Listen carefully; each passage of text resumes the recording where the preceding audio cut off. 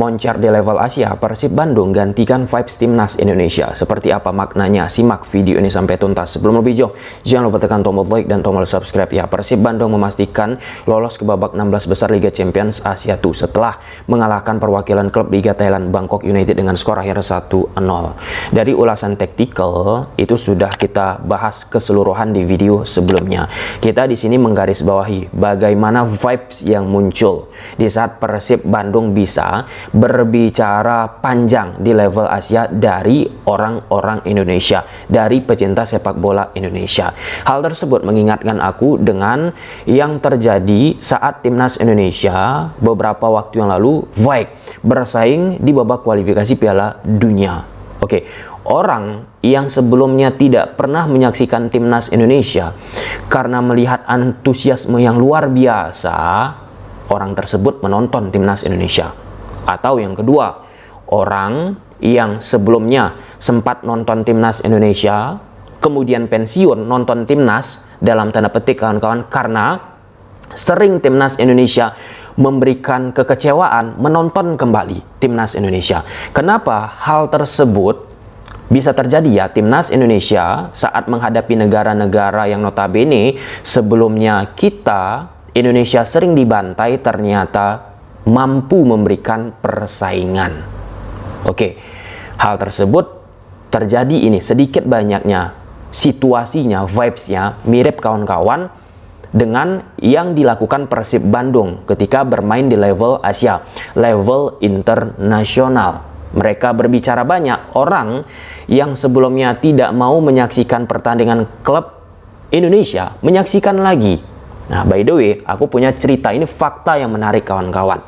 Pertama, aku punya beberapa rekan-rekan yang concern juga kaitan sama ulasan taktikal, menyaksikan banyak pertandingan sepak bola. Mereka tidak mau lebih dalam untuk melihat, menonton sepak bola Indonesia, Liga Indonesia. Karena pertandingan di Liga Indonesia, pertandingan klub Indonesia cenderung tidak menarik. Dikit-dikit long ball, dikit-dikit pelanggaran, passing pun nggak oke, umpan yang dilakukan ke antar pemain pun nggak jelas, sehingga rekan-rekan aku menyaksikan pertandingan liga luar. Aku pun tetap concern, meskipun sebagian mengecap demikian, mengulas beragam taktikal yang muncul di pertandingan Liga Indonesia. Walaupun demikian kawan-kawan, ya masih ada tentu yang memberikan komentar, wah ngapain bahas taktik klub Liga Indonesia, nggak menarik bla bla bla. Tapi kalau misalnya aku tidak mencoba, kita tidak memulai kawan-kawan, maka siapa lagi yang akan meningkatkan, siapa lagi yang akan membahas taktik yang ada di klub-klub Liga Indonesia. Aku pun mendapatkan advice dari pelatih-pelatih Liga kita, pemain-pemain Liga kita. Apa yang kita hasilkan lewat analisa taktikal sangat amat membantu mereka meningkatkan performa. Dan BEM Persib Bandung ketika sudah berbicara panjang ini, lumayan lah ya, sampai babak 16 besar kita harapkan terus berlangsung kawan-kawan. Rekan-rekan aku yang sebelumnya tidak menonton pertandingan klub Indonesia menyaksikan kembali. Kita nggak bicara dulu ke sisi negatifnya ataupun buruknya. Mungkin ada sebagian orang, oh ngapain kalau misalnya pas situasi seperti ini baru ditonton. Nggak ke situ ya.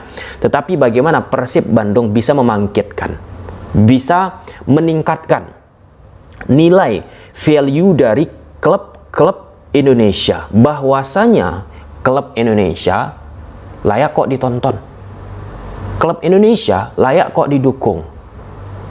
Nah, ketika Persib Bandung sudah meningkatkan atmosfer, antusiasme dari sepak bola Indonesia, fans-fansnya kawan-kawan, ketika mereka tampil di level Asia, itu salah satu standing point yang luar biasa. Lihat saja ketika Persib Bandung lolos ke babak 16 besar Liga Champions Asia 2. Orang-orang sederhana di medsos kawan-kawan, orang-orang yang sebelumnya tidak pernah ataupun jarang membahas klub-klub Liga Indonesia, karena antusiasme, karena ramainya tadi orang menyoroti Persib Bandung, membahas.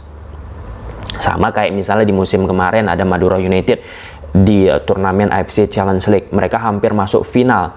Sebelum masuk di proses hampir masuk finalnya itu banyak orang yang membahas Tetapi setelah itu nggak lagi dibahas. Artinya di situ ya kalau kita bilang FOMO nggak juga lah ya. Aku nggak mau sampai ke level di situ. Kalaupun ada orang mengatakan FOMO positif ya kenapa tidak? Nah ini hal yang penting, hal bagus. Kebayang nggak Persib Bandung semakin jauh perjalanannya di level Asia. Dulu teringat sekali aku ketika Persipura Jayapura. Jauh juga nih perjalanannya. Saat itu orang-orang Indonesia pun menonton pertandingan perjalanan dari Persipura Jayapura. Karena kan membawa nama Indonesia nih kan. Ramai. Saat itu belum seheboh sekarang media sosial, jagat digital. Nah, kebayang kan di posisi sekarang Persib makin jauh. Media digital pun sangat amat kuat, luar biasa. Kegoreng itu. Dan bukan tidak mungkin jika ujung Persib masuk final, nggak kebayang sih bagaimana atmosfernya.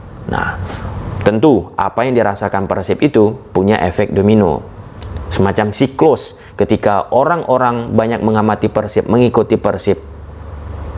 Sponsor, brand awareness, kita bicaralah dulu ya, entitas Persib ini pun akan semakin muncul ke permukaan. Semakin banyak diketahui oleh orang. Kalau kita bicara di level Liga Indonesia saja bermain, maka akan sulit diekspos oleh orang luar. Bahkan mungkin akan sangat sulit diketahui oleh orang Indonesia juga. Kalau kita tanya sama kawan-kawan kita, tongkrong-tongkrongan, level Liga Indonesia sekarang ini, siapa pemain asing yang kamu favoriti?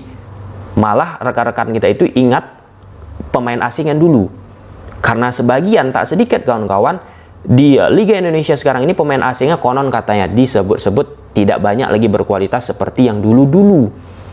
Nah, oleh karenanya bagaimana cara untuk bisa meningkatkan rasa keingintahuan? Ya salah satunya lewat Persib Bandung, lewat klub-klub Liga Indonesia kita seperti Dewa United juga tampil di level Asia. Kan artinya ketika klub tersebut membuat sebuah gebrakan di level internasional, ada sesuatu pasti yang dilakukan klub tersebut. Ketika ada sesuatu yang dilakukan oleh klub tersebut, pasti orang-orang pun ingin mengetahui. Muncul itu rasa ingin tahu apa sebenarnya di belakang layar yang dilakukan oleh Persib Bandung, apa yang dilakukan oleh Dewa United. Nggak ujuk-ujuk jika kita bicara di level tataran Liga Indonesia, tentu Persib, Persija, Dewa, dan lain sebagainya, klub-klub lain kawan-kawan, ya sangat amat wajar mereka merasakan yang namanya juara. Tetapi kalau kita bicara di level internasional, ini kan menarik ini. Sulit loh klub-klub Indonesia untuk fight. Terakhir kawasan di Asia Tenggara, kita bicara spesifik lebih sempit kawan-kawan, Johor Darul Takzim, perwakilan dari klub Liga Malaysia. Mereka berhasil menjuarai AFC Cup sebelum berubah namanya menjadi AFC Champions League 2. Saat itu pelatih GDT ada Johor Abah Gomez, Mario Gomez. GDT mengunci gelar itu di kandangnya FC Istiqlal. Luar biasa digempur GDT, menunggu reaktif football ditampilkan oleh GDT. Nah, ketika GDT memenangkan turnamen tersebut, wah heboh, menjadi bahan pemberitaan, menjadi bahan pembicaraan. Nah, walaupun disebut-sebut ya GDT klub petani bla bla, tendensius pun tetap muncul terhadap GDT. Kebayangkan lagi dan lagi. Ini kita diberikan harapan nih oleh Persib Bandung seperti itulah. Kalau misal Persib Bandung konon katanya nanti akan bisa berpotensi menghadapi Al Nassr, tapi itu masih jauh lah, masih jauh situasinya. Tetapi inilah dia nilai positif ketika kita bicara yang namanya klub Indonesia tampil di level Asia. Banyak sekali yang bisa kita korek dari tadi entitas brand awareness yang meningkat. Pemain-pemain Persib pun secara exposure itu akan sangat bagus untuk mereka, karena negara-negara lain, klub-klub lain akan mampu memantau pemain tersebut ketimbang menonton pertandingan Liga Indonesia. Liga Indonesia kan pertandingannya hanya regional di Indonesia, sedangkan kalau AFC ini kan pertandingannya banyak disiarkan oleh TV-TV luar.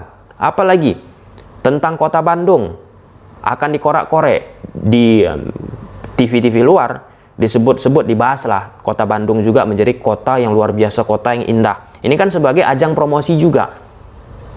Oke, kemudian apa lagi yang keempat?